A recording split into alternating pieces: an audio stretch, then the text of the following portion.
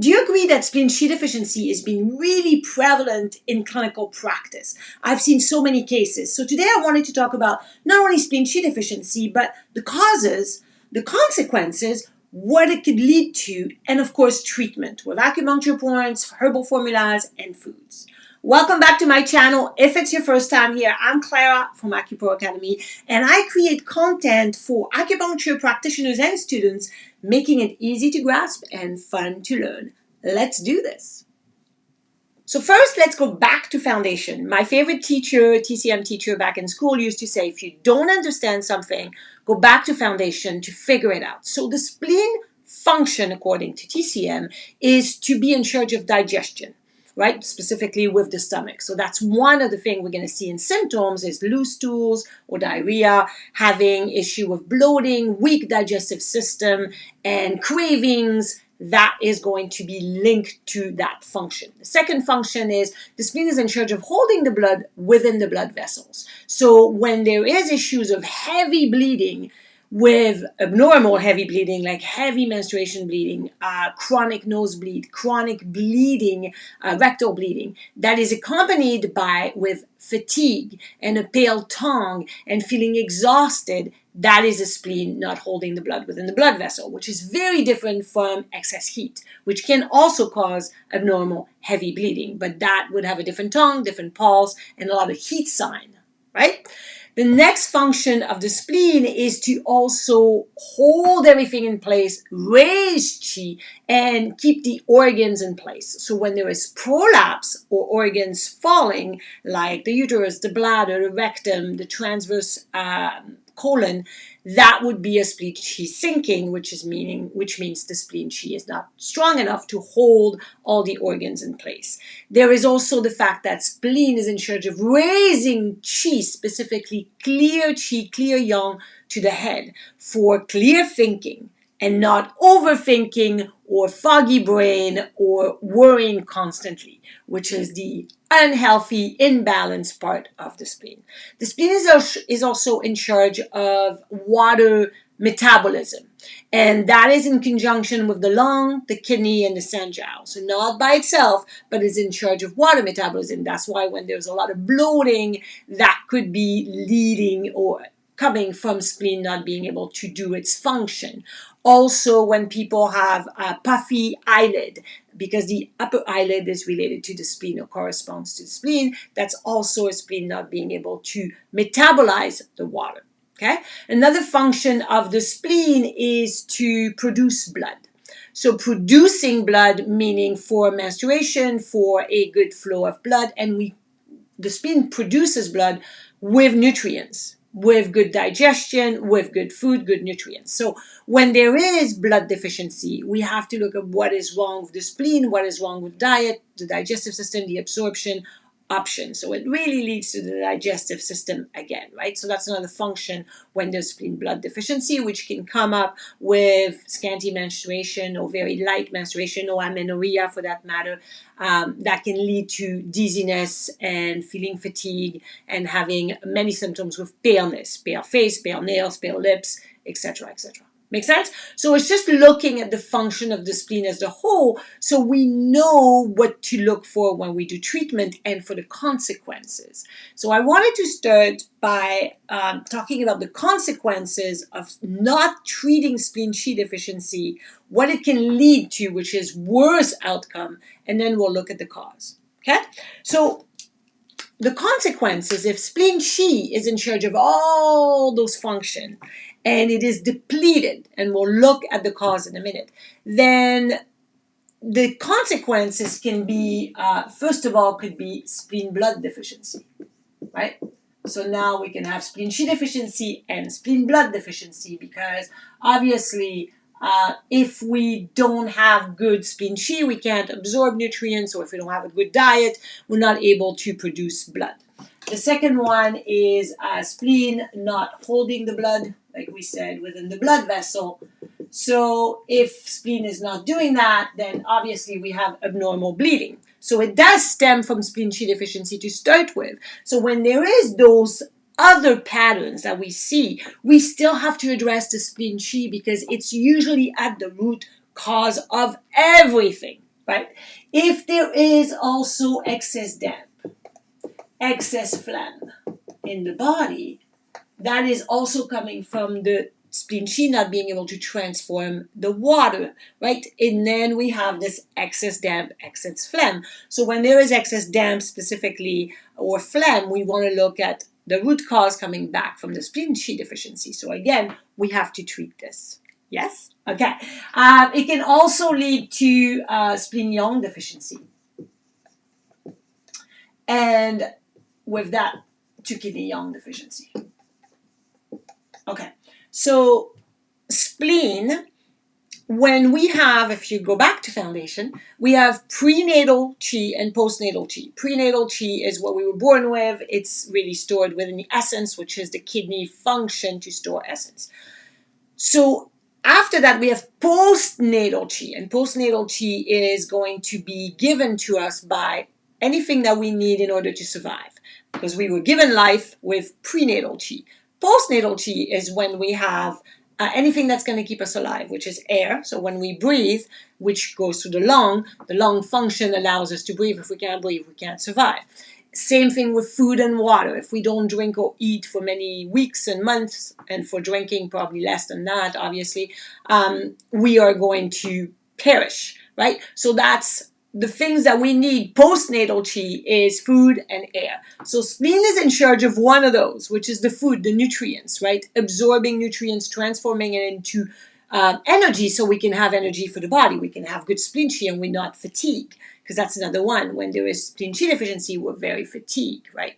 So that can lead, Qi is Yang in nature, right? Qi is Yang in nature. So when Qi is starting to be deficient, the next stage would be Yang deficiency. Plus, spleen loves warmth. It does not like cold. So the next step is it will get cold, and it will lead to spleen Yang deficiency. If there is spleen Yang deficiency, it will affect the kidney, because the kidney is our prenatal Qi. It's what we were given. But if we're not protecting it with the other organs' function, then kidney is going to be depleted. So often when there is kidney Yang deficiency, underneath it, there is spleen Yang deficiency. And underneath that, there's spleen Qi deficiency. See how it all goes back up there? So we can treat this, but we still have to treat the root cause, which is spleen Qi deficiency. Yes? Okay, one more. Is when there is spleen Qi deficiency, it can also lead to lung Qi deficiency. Why is that? So we talked about air and food were the two postnatal Qi. Lung Qi and spleen Qi have this relationship about water metabolism as well. So if you look at people with asthma, one thing they can do to improve their asthma is their diet, right? Because the digestive system, if it's able to not have too much mucus to create asthma attacks, so we have to avoid dairy and sugar and processed food. So the food that we have will affect the lung. And second, in the 5 element, again, back to foundation, in the 5 element, earth is the generating for the metal, right? Earth generates metal, so earth is the mother of metal, which means earth is spleen and stomach. So spleen is the mother of lung, which means that spleen generates a healthy lung, which means that if we want to have a strong immune system, we need to start with food, the gut, and making sure that that is strong and healing. So spleen Qi deficiency affects a lot of our other patterns and a lot of our health, because it's connected to our brain, our clear thinking. It's connected to our aging system through the kidney with the postnatal versus prenatal Qi. And it's affecting our breathing ability. It's affecting our fatigue, our energy in general. It's affecting blood. It is such a key component to treat when there is any other issues that may stem from it. Good? Okay. One of the things that we always do in clinic is to figure out the root cause, specifically to help the patient understand how we're going to go about the treatment plan. Can we change the cause? Can we address the cause? Is it possible to either manage or remove the cause, right? So spleen Qi deficiency, because it's so prevalent, we need to explain to the patient how they got there. And the causes of spleen Qi deficiency, as you know, in TCM, there's only 3 causes of disease, which I always think is very funny and kind of quirky part of TCM. It's external pathogens, internal emotions, and others. I love the others because it's a big umbrella of a lot of things. So I think it's always very funny. Anyway, for spleen Qi deficiency, the causes, the first one, the one that I see the most in clinical practice, is liver Qi stagnation, overacting on spleen. This is a 5-element pattern, right? In the 5 elements, the wood can control earth. Wood control earth, but sometimes it overpower earth, overact, over controls. And that's the case in a lot of practice, which means liver Qi stagnation, we are tight, we are tense, and stress. All this stress tightens or makes the liver Qi stagnated, and more stress goes and overpowers the spleen, depleting the spleen. So a lot of time when there's adrenal fatigue, I think a lot of people think that adrenal fatigue is a kidney issue. At the beginning, it's always a spleen issue. I know because we think cortisol, adrenals are resting on the kidney. However, in TCM, when we are really fatigued and extremely low in energy, it starts with spleen Qi deficiency. And often it could be caused by stress, which is liver Qi stagnation, overact on spleen. If you want to know more about fatigue, I have a whole videos, which is up there somewhere. And I'll put the link right here so you guys can watch the video on fatigue and how to treat fatigue and acupuncture point with it. Okay, so that's one of the most common ones. So when that's the case, we need to treat the liver Qi stagnation, try to talk to the patient about stress management, and then we can address the spleen Qi deficiency. So that's the first cause, right, which is very common, which is stress. The next cause is worry, overthinking, right? So those mental health emotions and thinking in the brain that just can't stop chattering and worrying and thinking, that is a spleen Qi deficiency. This is kind of like the chicken and the egg. Either the spleen Qi deficiency came first, maybe someone's not eating a good diet, and then the diet is not feeding their brain, and so they always constantly worry, overthinking, get anxiety, etc. Or the worry, the overthinking come first and depletes the spleen. Which one came first? It's not always easy to know when you treat patients. However, it's great to address as well. Okay. The next one is, of course, like we said, because the spleen is in charge of digestion, is diet. Diet is a huge part of lifestyle, and it can create a spleen Qi deficiency when there are years of really eating irregular meals at irregular time, eating too fast, depleting or weakening the digestive system with food that is not going to feed the body and the mind properly with real nutrients. So diet, of course, can lead to a lot of issues. When someone has diabetes type 2, usually, often, not always, but the first pattern will be spleen Qi deficiency with dampness or phlegm. That is often the case. So that is reversible, type 2. Not talking about type 1. Type 1 is a very different disorders in TCM perspective, okay? So it's really important to look at diet as well. So the stress, number 1, with liver Qi stagnation, overacting on spleen, depleting spleen. The worrying and overthinking, which one came first, but it's there. And the diet, which we have to address, which we have to talk about to the person. So we're going to talk about food and how to heal spleen Qi deficiency with diet, because we have to heal the gut if it's been weakened by many years. Does that make sense? So those are the main ones that are going to deplete spleen Qi. When it comes to acupuncture point for spleen Qi deficiency, we are going to start with the basics. Spleen 3 is the yuan source point of spleen. So it has to be there because it's in charge of absorption, digestion. This is the point that is going to help with the digestive system, specifically if it's been weakened for many, many, many years, right? The next one is stomach 36, because stomach 36 has to be there. It is the commander point of the digestive system. And it tonifies qi, and blood. So we want something that's going to tonify qi, because the treatment principle for spleen qi deficiency, it is to tonify qi, right, as the basis. Make sense? The next one I would put in there is spleen 6. Spleen 6 is also such a great point because it is the crossing point of the spleen meridian, the liver meridian, and the kidney meridian. And as we saw earlier, the kidney meridian is the prenatal qi, and it gets affected if it's spleen qi deficiency for too long. Liver qi stagnation is often the root cause of a spleen qi deficiency, so it's great to put spleen 6 to address the kidney, the liver, and the spleen as a whole. So stomach 36, spleen 3, spleen 6, your basic points. However, you can also put the front mu points of the spleen and the back shu point of the spleen if you wanted to add up. It's up to you in that regard. However, it depends if you're doing a front treatment or back treatment, right? And that's always difficult. In clinical practice, sometimes I ask patients, do you rather face up or face down? Because sometimes patients like it one way or the other better, and I want them to relax. The whole point is to put them in a parasympathetic state so their body can self-regulate and self-heal.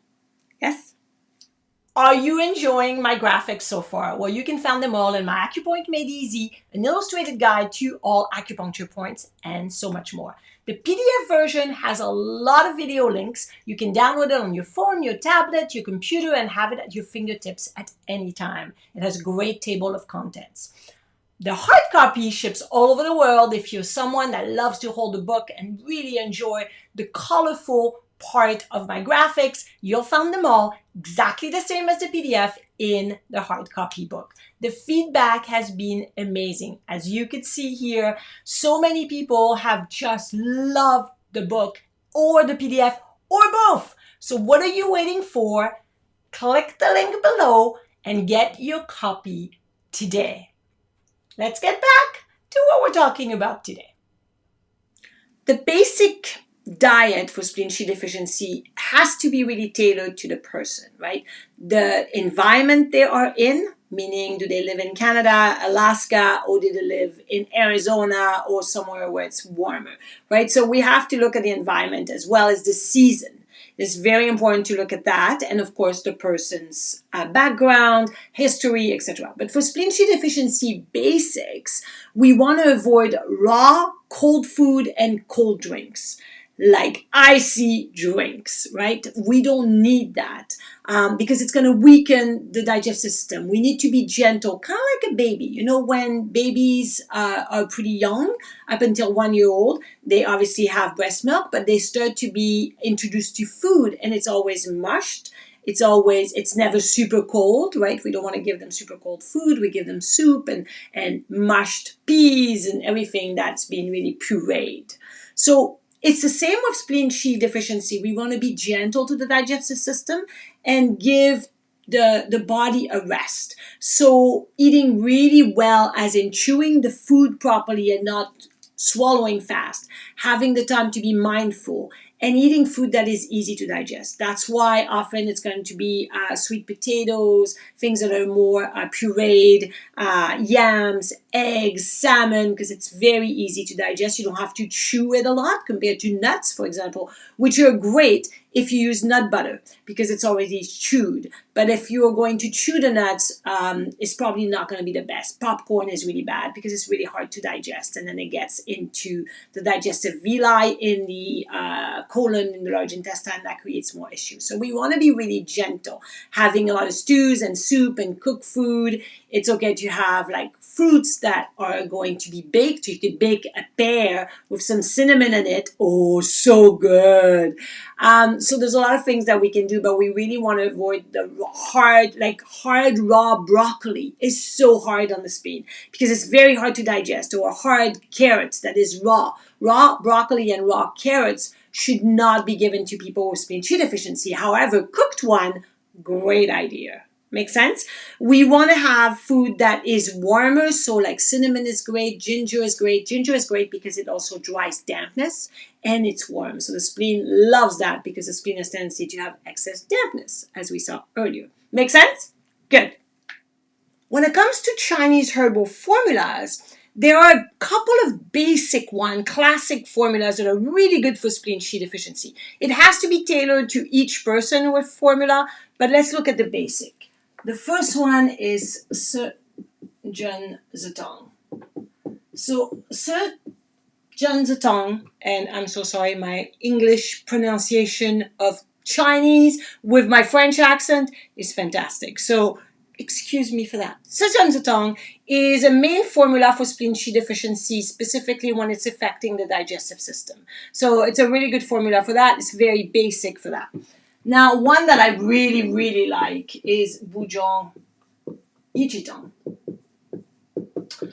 Bujong Ichitong is one of my favorite formula because it's really good for people that have really chronic fatigue syndrome, that are really exhausted. That exhaustion, that fatigue, mental and physical, and they're exhausted. It also works really well for spleen Qi sinking, for prolapse of organ, but it's a great basic formula. It's also really good to protect the lung as well. Lung and spleen, which are connected as mother and son in the 5 elements. So this one's really basic for digestive system. This one is more used when there is exhaustion or really fatigue, which is one of the spleen Qi deficiency symptoms.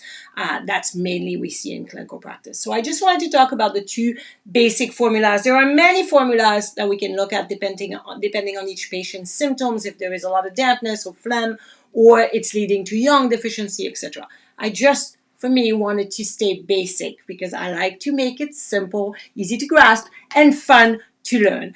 Thank you for being here. I hope that was useful and you can utilize it in your practice, and it cleared a few things if you were not sure. I have a lot more on my website, on my resource page at acuproacademy.com. Courses, PDF, treatment principle, foundation, diagnosis, so many videos and so many blog posts for you to benefit from. So go and check it out. Please subscribe so you do not miss out on any future videos, and watch those 2 here to have more content for you to enjoy and absorb. Have a fantastic day, and no matter what, keep rocking it using TCM.